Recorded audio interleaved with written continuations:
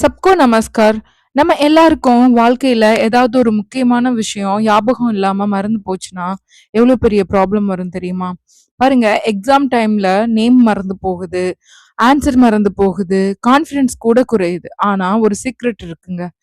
சில விஷயங்கள நம்ம நினைவுல வச்சு கத்துக்கிட்டா வாழ்க்கை ரொம்ப ஈஸி ஆயிருங்க. அந்த மாதிரி தான் நம்ம இந்த லாங்குவேஜ் நமக்கு புதுசு தான். பட் இதுல எல்லா வேர்ட்ஸையும் நம்ம ரிலேட் பண்ணி ஞாபகம் வச்சு நம்ம மறக்காம லேர்ன் பண்ணிட்டா நிஜமாவே நம்மளோட லைஃப் ரொம்ப ஈஸி ஆயிருங்க.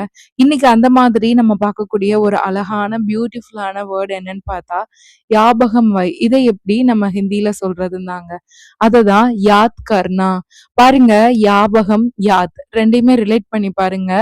அந்த ஒரே மாதிரியான ஒரு சவுண்ட் வருதா? சோ யாபகம் யாத் அப்படின்னு ஞாபகம் வச்சுக்கோங்க. நினைவுல வைன்னு கூட அதை நம்ம சொல்லலாம்.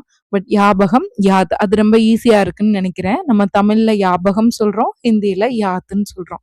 இன்னைக்கு இதுக்கான நம்ம பேட்டர்ன்ஸ் தான் பார்க்க போறோம். எப்போதுமே உங்களுக்கு கொஸ்டின் பேட்டர்ன் கொடுத்தேன். பட் இன்னைக்கு ஒரு டிஃப்ரெண்ட்க்கு இந்த யாத் கர்னாவை எப்படி நம்ம ப்ரெசன்ட், பாஸ்ட், ஃபியூச்சர்ல சொல்லலாம்னு நான் சொல்லி கொடுக்க போறேன். வாங்க கிளாஸ் பார்க்கலாம். யாத் கர்னா. யாத் கர்னானா யாத்னா யாபகம், கர்னானா செய். யாபகம் செய் இல்ல யாபகம் வச்சுக்கொள் எப்படினாலும் நம்ம சொல்லலாம். இப்போ இதுக்கான பாஸ்ட், பிரசன்ட், ஃபியூச்சர் பார்க்கலாம்.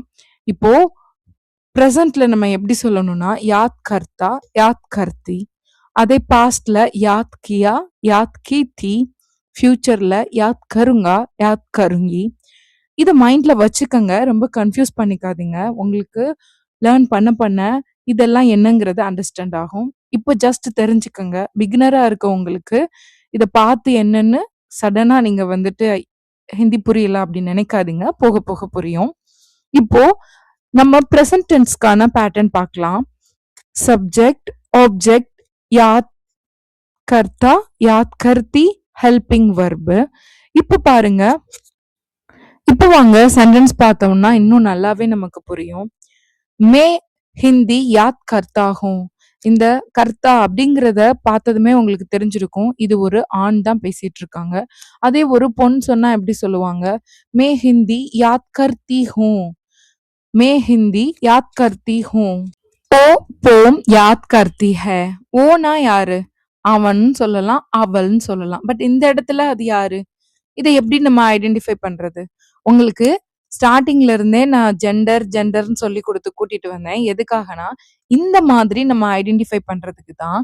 ஓ போம் யாத் கர்த்தி ஹேனா இது அவன் போயம் மனப்பாடம் செய்யறானா இல்ல அவ மனப்பாடம் செய்யறாளான்னு அந்த கர்த்தாவா கர்த்தியான்னு வச்சுதாங்க நம்ம ஐடென்டிஃபை பண்ணணும். ஓ போம் யாத் கர்த்தி ஹேன்னு இருக்கு. அப்ப கண்டிப்பா அவ போயம் மனப்பாடம் செய்யறா அப்படின்னு தான் நம்ம சொல்லணும். இதுக்காக தான் ஜெண்டர் நான் சொல்லிட்டே வந்தேன். இப்ப புரிஞ்சதா எதுக்காக நம்ம ஜெண்டர் லேர்ன் பண்றோம்னு? இதே மாதிரி உங்களுக்கு பாஸ்ட் டென்ஸ்க்கு பேட்டர்ன் இருக்கு, ஃபியூச்சர் டென்ஸ்க்கு பேட்டர்ன் இருக்கு. இதெல்லாம் வேணும்னா தெரிஞ்சுக்கணும்னா மறக்காம தமிழோபீடியால ஜாயின் பண்ணுங்க. எங்க கிளாஸஸ்ல உங்களுக்கு நான் டைரக்டாவே இது எல்லாத்தையும் நாங்க ரொம்ப ஈஸியான மெத்தட்ல சொல்லி கொடுத்து கூட்டிட்டு போயிட்டு இருக்கோம்.